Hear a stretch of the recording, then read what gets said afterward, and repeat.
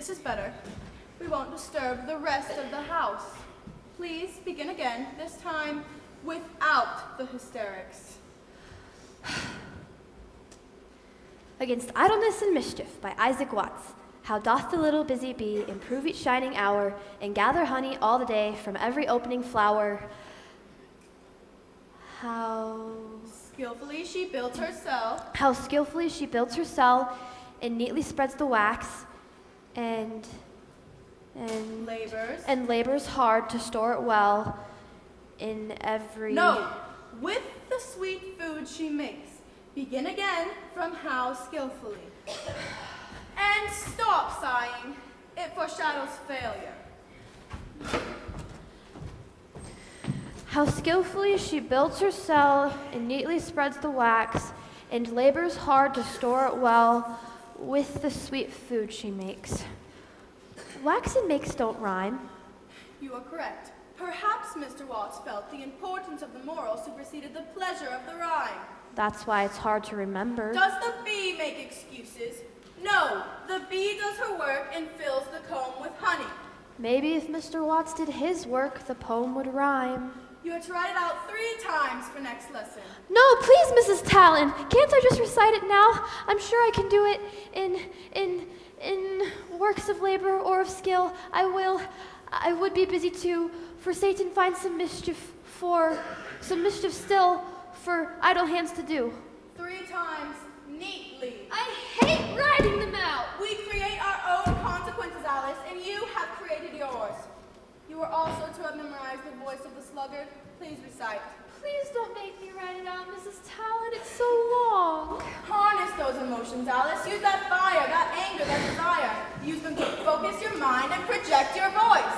Now recite. 'Tis the voice of the sluggard by Isaac Watts. 'Tis the voice of the sluggard. I heard him complain. You have waked me too soon. I must slumber again.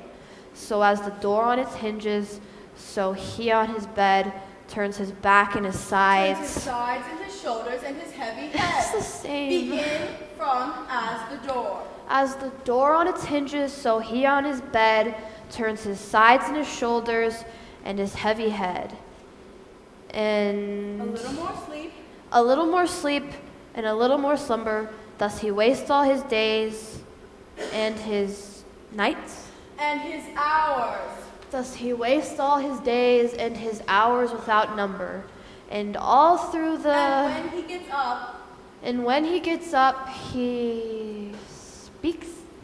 And when he gets up, he sits, folding his hands, or walks about sauntering, or trifling he stands. I passed by his garden and saw the wild briar, the thorn and the thistle grown broader and higher. The clothes that hang on him are turning to rags, but his money still wastes till he starves or he begs. I made him a visit, still hoping to find that he took better care for improving his mind. He told me his dreams talked of eating and drinking, but he scarce reads his Bible and never loves thinking. Said I then to my heart, here's a lesson for me. This man is a picture of what I might be. But thanks to my tutor for her care in my breeding, who taught me betimes to love working and reading. Write it out 3 times. 4. No! Enough, Alice! I will speak to your parents about your temper tantrums. Wait. No, please, I'll try harder. Alice, my services do not come cheaply. Your parents are paying me a high price to tutor you, and yet I feel as though I'm wasting my time. I would get better satisfaction from teaching a street urchin the alphabet. Why don't you? It doesn't pay. Alice, you must learn self-discipline so that your mind can achieve what you set it to when you are older. Yes, Mrs. Talon.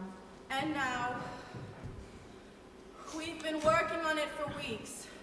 The old man's comforts. And how he gained them, by Robert Southey.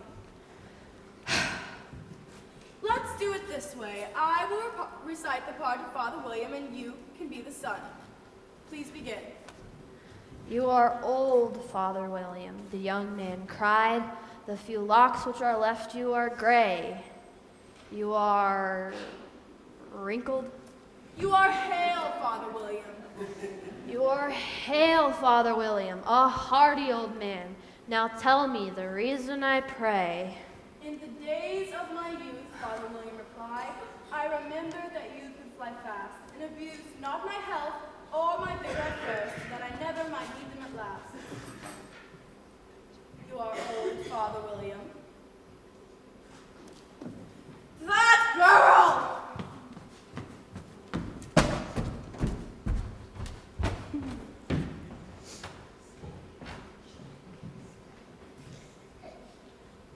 I showed her. I will hide out here in the orchard until Mother and Father come looking for me. And then I'll run to them and tell them how mean Mrs. Talon is. And then they'll hug me and scold me for scaring them. And then promise me a new tutor. A nice one. I'll just wait here. It won't take long. I hope. Alice! Alice, I am not going to come looking for you.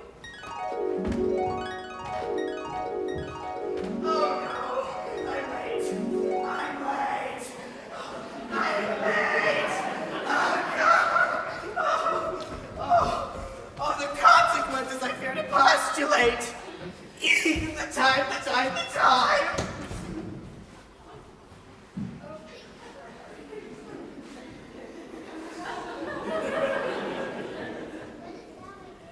That rabbit spoke in rhyme and put a pocket watch in his waistcoat pocket. I must catch him.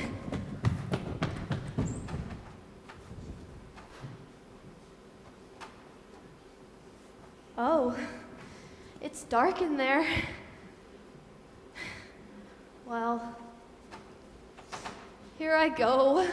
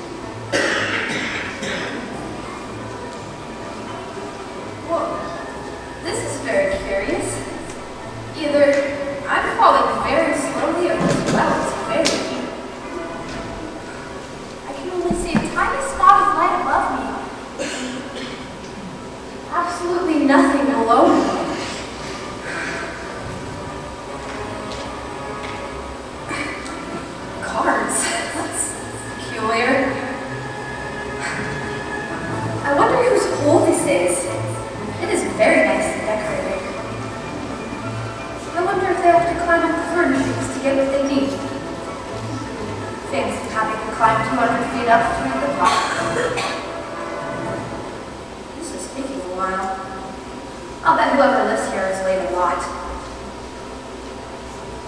Orange marmalade, my favorite. Oh, it's empty. Well, I don't want it to fall on somebody. There, safe and sound. Goodness, this is taking a long time. I know the poor kitty will be missing me very much tonight, I should think. I hope they'll remember her saucer of milk at tea time. Dinah, my dear, I wish you were down here with me. There are no mice in the air, but I'm sure there are bats you can eat. Wait, cats eat bats? Cats eat bats. Cats eat bats. Cats eat bats. Ow.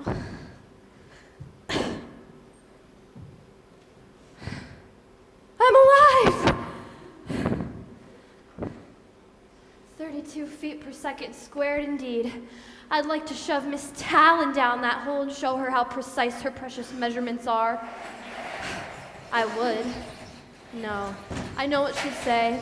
If you're inside the earth, gravity pulls you in all different directions. Well, I'd still like to shove her down it. I wonder how far down I am anyway. Oh, what if I've fallen through the earth? How funny it would be if I walk out of this tunnel and see people with their heads downwards. Which way to go? The left or the right? They're both long with no end in sight. whiskers of my pitter-patter heart. If I don't get there quickly, it will be too late to start. I've slid up the staircase, now round the second bend. Spectacles and pocket watch. There he goes again.